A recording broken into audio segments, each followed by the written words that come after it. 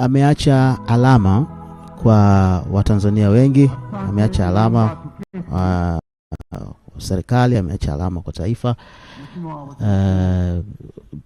Twende jukwaa kuu pale. Marehemu William Vangimembe Lukuvi.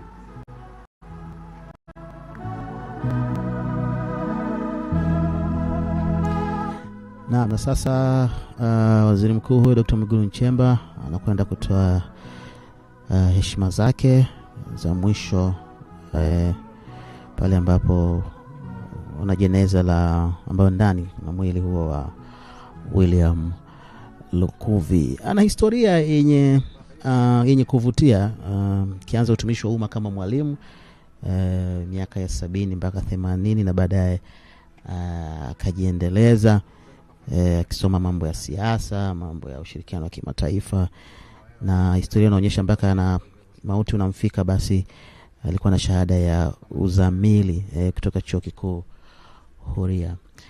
Waziri Mkuu anasalimia na viongozi mbalimbali ambao wameambatana yeye pale. Yupo Speaker wa Bunge mstaafu Tulia Ackson ambaye pia amezungumza leo hapa,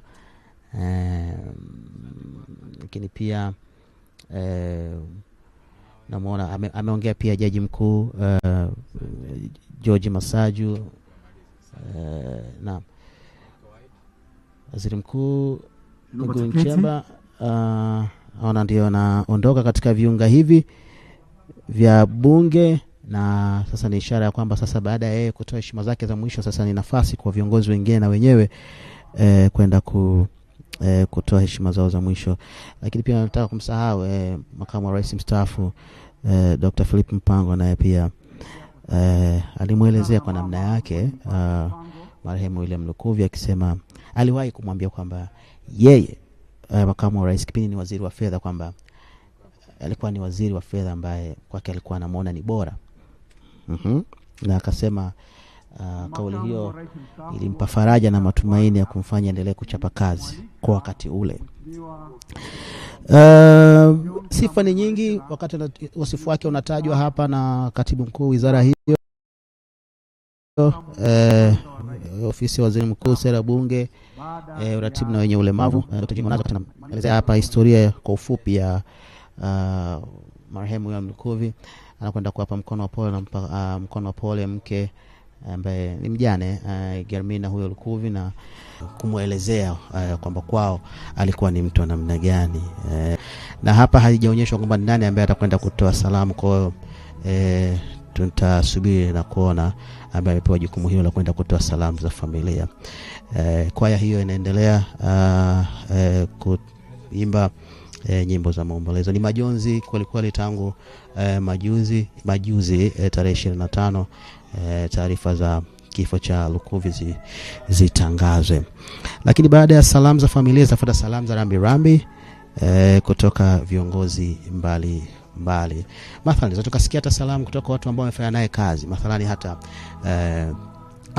Speaker wa Bunge mstaafu nimemuona hapa, yupo hapa katika hadhara hii, Dr. Tulia Ackson.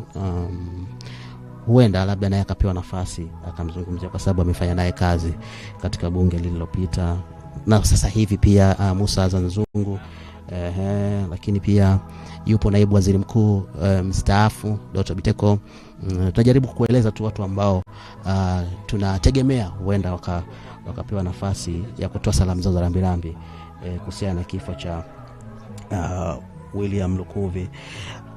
Lakini baada ya salamu za viongozi hao mbalimbali, mtazamaji, kitakachofuata ni waziri mkuu Dr. Mwigulu Nchemba, na yeye atapewa nafasi ya kutoa salamu zake za rambirambi na kuongoza viongozi mbalimbali kutoa heshima za mwisho. Heshima hizi mara nyingi ama aghalabu watu huwa wanapita mwili huo baada ya kuwekwa mbele pale, watu huwa wanapita na wakati mwingine huwa wanainama na soma dua kimya, lakini inakuwa ni jambo huwa la haraka kwa sababu watu wanakuwa ni wengi. Kwa hiyo huwezi kukaa pale dakika nzima wakati kuna wenzako wako kwenye mstari, ni kama unakuwa na foleni hivi. Kwa hiyo tutakwenda kushuhudia hilo siku ya leo. Lakini baada ya waziri mkuu kutoa salamu hizo za rambirambi, na kutoa heshima zake za mwisho. Kitakachofuata ni yeye sasa kuondoka, na hiyo itakuwa ni ishara ya kwamba zoezi hili la kuaga mwili wa William Lukuvi itakuwa linakwenda ukingoni.